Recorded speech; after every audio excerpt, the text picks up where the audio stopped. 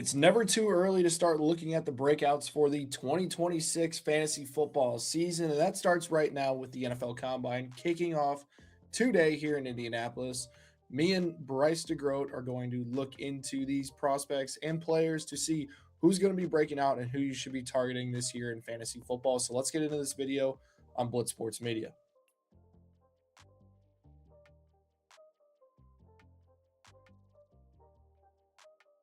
What's going on, everybody? I'm Blitz Link, and I'm here with NFL Convo Bryce DeGroat. We're talking breakout candidates, like I mentioned. Bryce, who is the first player that could be taking a massive step forward in 2026? Yeah, man. I'm gonna appreciate you having me on, of course, as always. But yeah, I'm gonna start off with Emeka Egbuka here. We kind of saw him break out or start the season really strong last year, and that production quickly dipped. I mean, like week 5, people were talking about him winning Rookie of the Year, like head and shoulders above everyone else, and we all know how that turned out. But I really expect him to get back to that level for not just a 5-week, 6-week sample size, for the full season next year. And I really do think he's going to give back the Bucks why they drafted him in the first round for. I mean, you go into next year, Mike Evans is a free agent. Even if he does come back, he's aging. He can't stay on the field. Godwin, we all know what he can do. He's aging, can't stay on the field. And this Bucks offense really hit a plateau, but we've seen that years ago with the Eagles. A couple of years ago, they hit a plateau. Next year, they came out firing. I really do think now is the time for the Bucks offense, and that starts with Bucky Irving and Emeka Egbuka. The young guys really stepping up and really taking that next leap. And I'm going to be heavy on Egbuka next year. I really have high hopes that he gets back to that early year self. Yeah, I think we were a little spoiled with his production to open up the season. You know, he finished as the wide receiver 26 in points per game during his rookie year, had 63 receptions for 938 yards and 6 touchdowns on 127 targets. That's some really good numbers for a player that wasn't necessarily a top 10 pick. I know the production at Ohio State was elite. He was a really good receiver coming out, but he was in a crowded wide receiver room. And if we got those numbers entering the year, I think everybody would have been really content with where he was at as a rookie. In his second half slump, he was the wide receiver 36 post week 7. I think he will head back, return to it was a little bit of drops, it was a little bit of lack of separation. Like you mentioned, the Bucks have some older receivers that could be rotating out this season. I think Emeka Egbuka is going to take a step forward and be more consistent. I wouldn't say he's going to be a bona fide wide receiver 1 maybe just yet, but he's going to be a high end wide receiver 2 option that you just can't leave out of your lineup this year. A player that's trending towards that wide receiver 2 territory that started breaking out towards the end of the year was Luther Burden for the Chicago Bears. I mean, when he had the ball in his hands, he was absolutely electric. Down the stretch, he was very good for the Bears. In week 11 onward, here in 6 targets in 6 of his last 7 contests, including stat lines of 94 yards, 91 yards, 137 yards before an ankle injury, caused him inconsistencies the last 2 weeks. But overall, 652 yards, 2 touchdowns, 47 receptions, didn't earn full time work until the end of the season. And Ben Johnson rewarded him with a ton of volume. In 2026, I'm expecting near 1,000 yards this year, 8 touchdowns, around 75 catches. And DJ Moore could be a cap cut casualty this offseason. Rome Odunze was really inconsistent last year. I think him and Colston Loveland are going to be the two most important pass catchers to own in fantasy football for 2026. Dude, I love that, man. Like you said, the young guys are really stepping up. And actually, in interviews today, Chris McMillan was talking about kind of like past guys at Missouri, and Yeah. Luther got brought up, and he was talking about how Luther is just one of probably the biggest gamers he ever met. Like he'll work hard, but like he'll kind of just be the casual guy in practice. But when game day comes around, there's not a guy that will be more ready to go than Luther, and I love that heading into next year. And I'm going to start off with Ashton Jeanty. You guys might hear that name and be like, oh, everyone knows Ashton Jeanty is good. But he had a disappointing rookie season for expectations. It wasn't a disappointing rookie season as a whole, but for his expectations, he didn't really meet to those standards. And a lot of that was because of the offensive line and kind of how bad the offense was in general. But now look at it. Not only did they bring in Rick Dennison to be the old line coach who worked with Seattle last year, won a Super Bowl, and is a huge upgrade, but they have the second most cap space in the league. We saw what the Bears did with that last year. They brought in guys like Joe Tooney and multiple other pieces that got a bad front to an elite front. And I don't know if they're going to get it elite this offseason, but it's 100% going to be better than it was last year. And I really think Jeanty is way too good to not increase with that. And also adding on top of that, I mean, we saw him last year in the end of the season. He had a game against the Texans, which was arguably one of the best defenses we've seen in a while. 24 carries, 128 yards, and a touchdown. Like, the flashes are there. This guy can do it. Just get him a solid offensive line, which I think they do. And this man is a top five back, no doubt in my mind.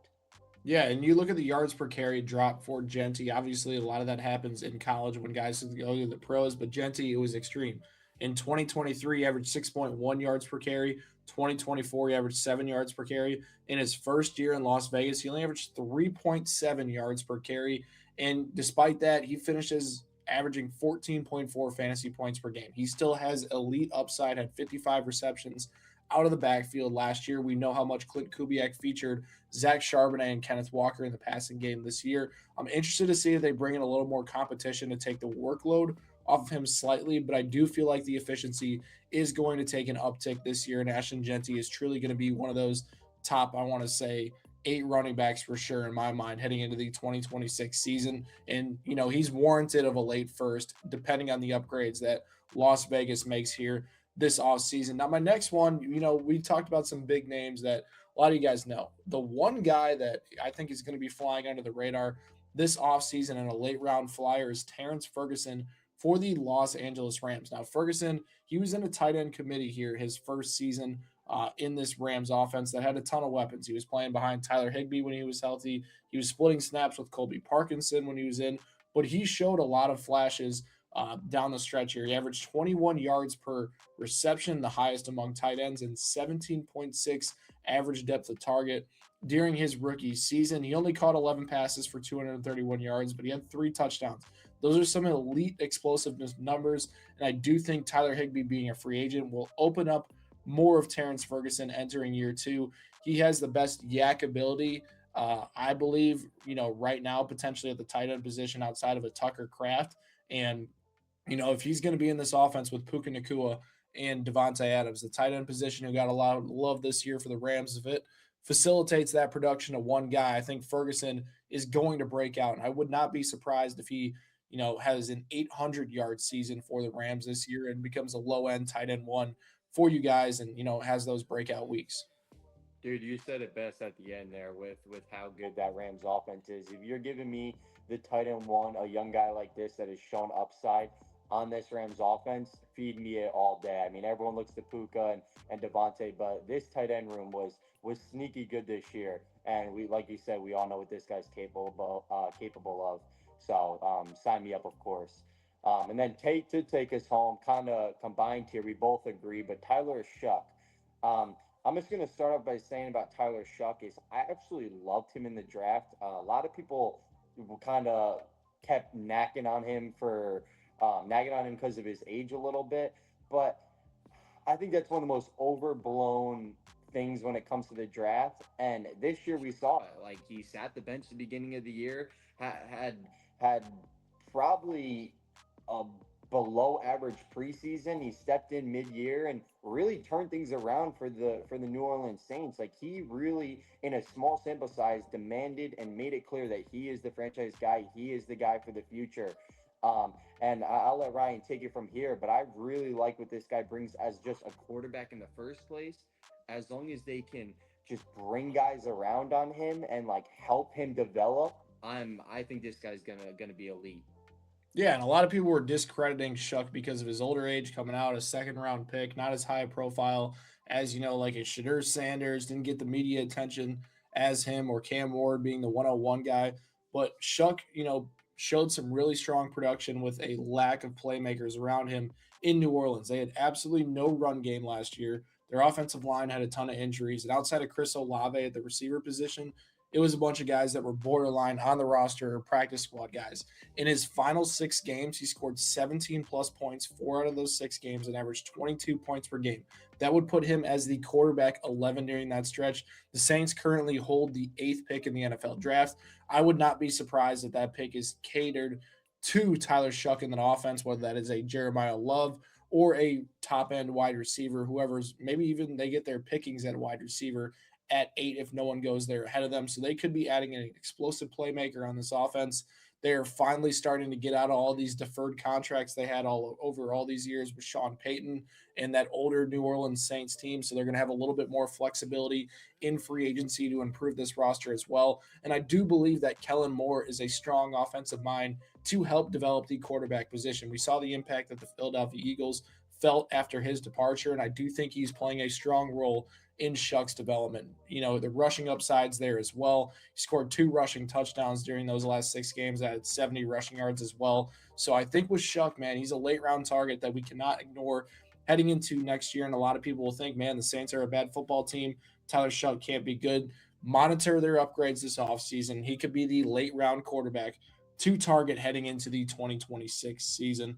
Ultimately, though, Bryce, we are a lot of time away from draft season, but it's never too early to get ahead of time. Drop those comments down below who you think the top breakout candidate is for the upcoming fantasy season. Stay tuned for NFL Combine content from both of us on the Twitter side and hit that subscribe button for more Blitz fantasy football content. Me and Bryce will catch you guys next time.